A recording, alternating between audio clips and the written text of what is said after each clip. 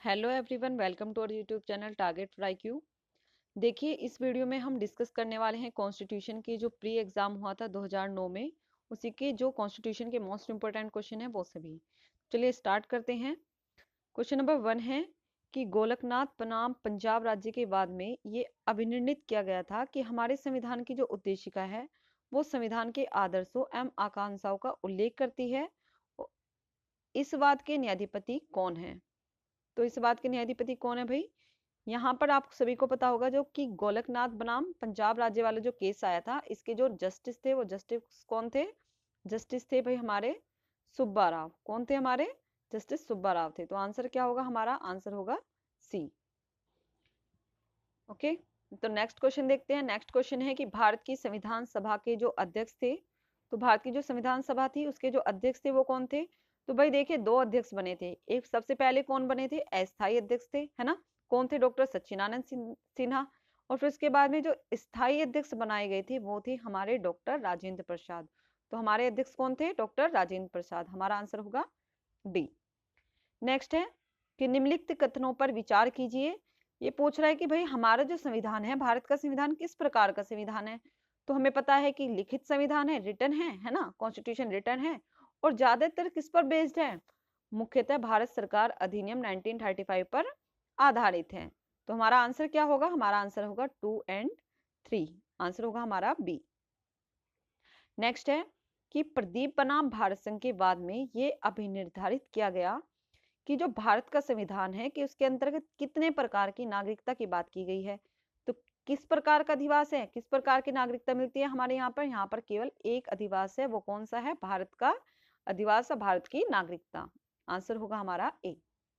Next है कि राज्य की परिभाषा के अंतर्गत निम्नलिखित में से कौन सा राज्य में सम्मिलित नहीं है? तो राज्य को सबसे पहले देख लेते हैं कि कहां पर डिफाइन किया गया। आर्टिकल 12 में किया गया है, ठीक है। और राज्य की परिभाषा के अंतर्गत कौन शामिल नहीं है? तो यहाँ पर संवैधानिक, कॉन्स्टिट्यूशनल और पार्लियामेंट्री अध्ययन का स्टडी का जो इंस्टीट्यूट होगा वो यहाँ पर इंक्लूड नहीं किया गया है। तो हमारा आंसर क्या है? बी होगा।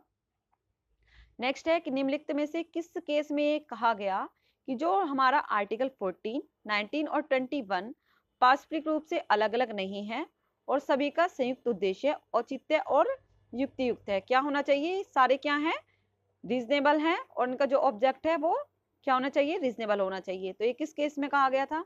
देखिए, रीजनेबल की जहां भी बात आ जाती है, युक्ति युक्ता की कहा जहां भी बात आ जाए, तो वहां याद रखना है हमेशा ऑलमोस्ट कौन सा केस होगा? हमारा होगा मेनका गांधी वर्सेस पंजाब, सॉरी भारत संघ का, ठीक है। तो आंसर क्या होगा? हमारा आंसर होगा डी।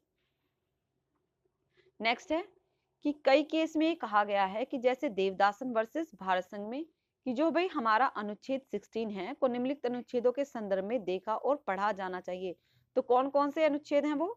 तो सबसे पहले तो हमारा आर्टिकल है 46। आर्टिकल 46 किसके बारे में बात करता है भाई? देखो, आर्टिकल 46 जो बात करता है अनुसूचित जाति, जनजाति और दुर्बल वर्ग जो है, हमारे जितने भी दुर्बल वर्ग हैं उनके उत्थान के बारे में, उनकी अभिवृद्धि के बारे में बात करता है, ठीक है।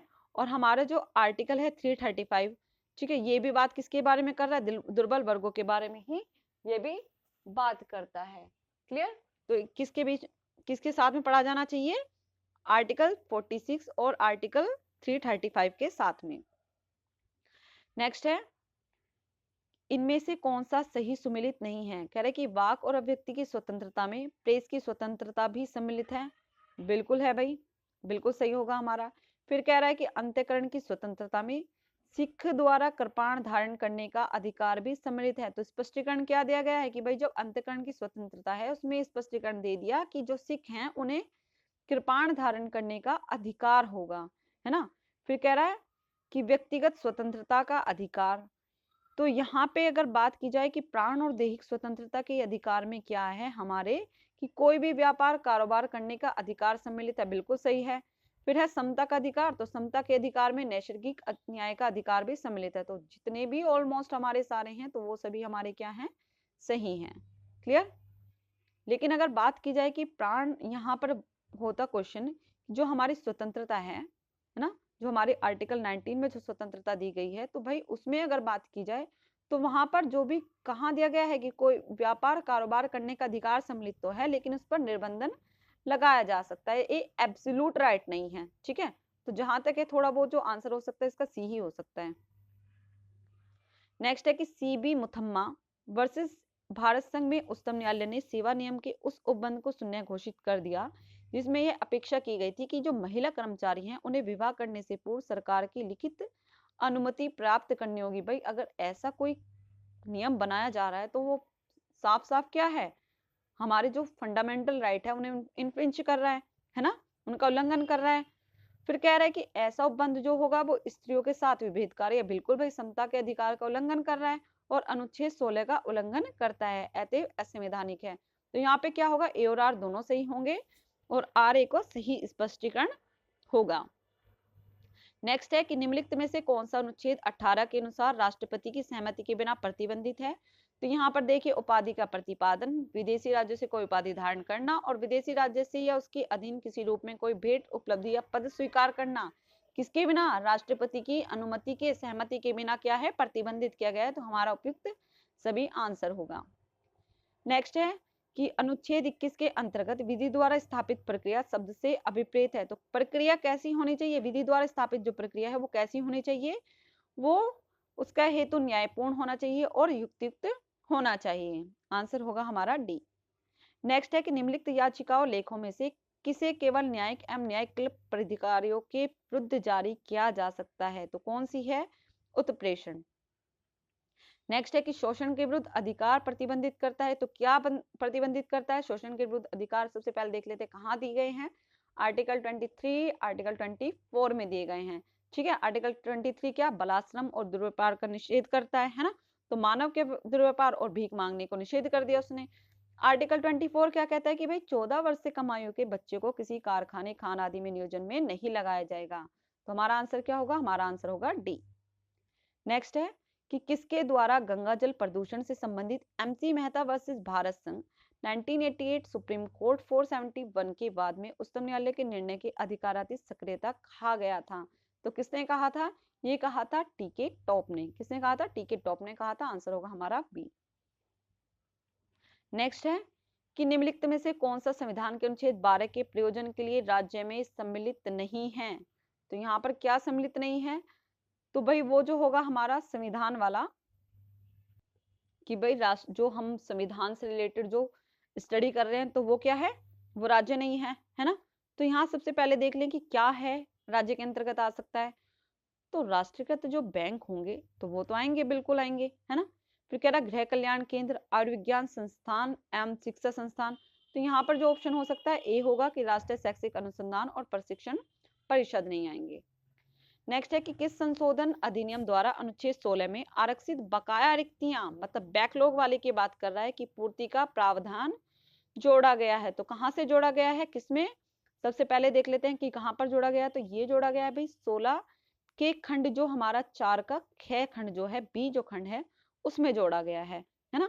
अब कौन से अमेंडमेंट के द्वारा जोड़ा गया है, तो ये जो अमेंडमेंट है ये अमेंडमेंट हुआ था भाई 81 अमेंडमेंट, ठीक है, 81वां संविधान संशोधन अधिनियम 2000 के द्वारा। तुम्हारा आंसर क्या होगा, बी। राज्य के नीति निर्देशक तत्व संविधान की आत्मा है तथा ये संविधान के सामाजिक दर्शन को समाविष्ट करते हैं, यह कहा गया था। और ये जो क्वेश्चन नंबर 84 है इसमें देखिए जो देवदासन के केस में कहा गया था, क्या कहा गया था कि जो भाई आप क्या कर सकते हो, आप कर लो कि आप रिजर्वेशन कर लो, लेकिन 50% से ज्यादा नहीं होगा, है ना। बैकलॉग में 50% से ज्यादा के लिए मना कर दिया उसने, क्लियर। फिर है राज्य के नीति निर्देशक तत्व संविधान की आत्मा है तथा ये संविधान के सामाजिक दर्शन को समाविष्ट करते हैं, ये किसने कहा था, ये बी.आर. अम्बेडकर ने कहा था। फिर है 86th अमेंडमेंट जो हुआ 2002 में, उसके द्वारा कौन सा मूल कर्तव्य जोड़ा गया, तो बच्चों को शिक्षा के लिए अधिकार अवसर प्रदान करने वाला जोड़ा गया, है ना।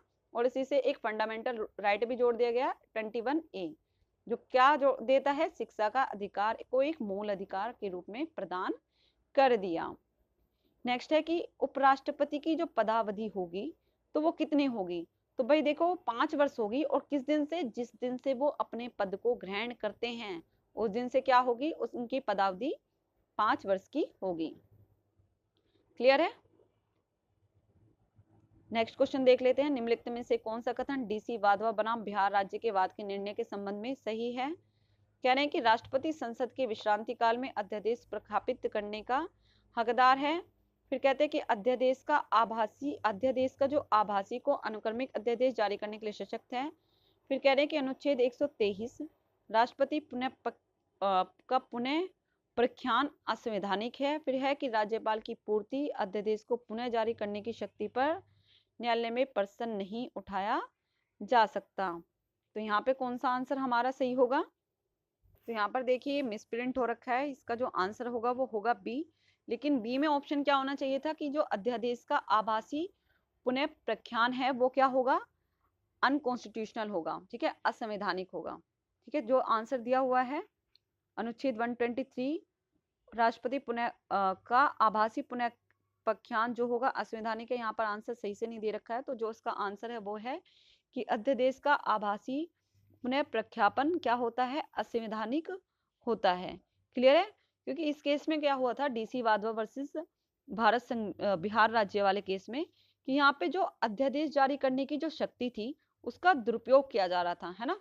यहाँ दुरुपयोग किया जा रहा था, यहाँ बार बार क्या किया जा रहा था 1967 से लेके 1981 के बीच में टोटल 256 अध्यादेश जारी कर दिए गए, है ना। और यही नहीं, उन्हें विधानमंडल द्वारा अनुमोदित भी नहीं किया गया और बार बार उन्हें जारी करके 14 साल तक जीवित रखा गया। क्लियर? तो यहाँ क्या किया उन्होंने? बिना परमिशन के, बिना विधानसभा में रखे उन बार बार अध्यादेश जारी कर रहे हैं, है ना, उन्हें चलाते जा रहे हैं। तो यहाँ पर जो उच्चतम न्यायालय थे, सुप्रीम कोर्ट थे, उनकी 5 न्यायाधीशों की पीठ बैठी और उन्होंने इसकी आलोचना की और ये कहा कि विधानमंडल की विधि बनाने की शक्ति का कार्यपालिका द्वारा यहाँ पर क्या किया जा रहा है? अपहरण किया जा रहा है कि भाई अगर आप अध्यादेश जारी करते रहेंगे तो कार्यपालिका विधि कहाँ से बनाएगी, है ना। तो उसका क्या हो रहा है? अपहरण हो रहा है।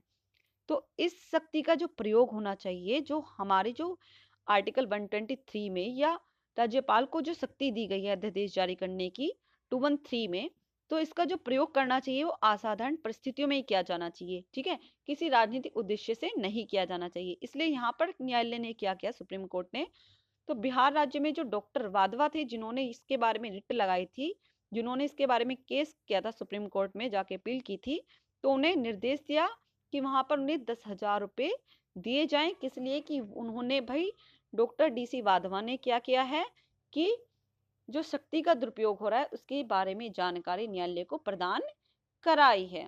क्लियर है? तो चलिए आज की वीडियो में बस इतना ही। Thank you so much.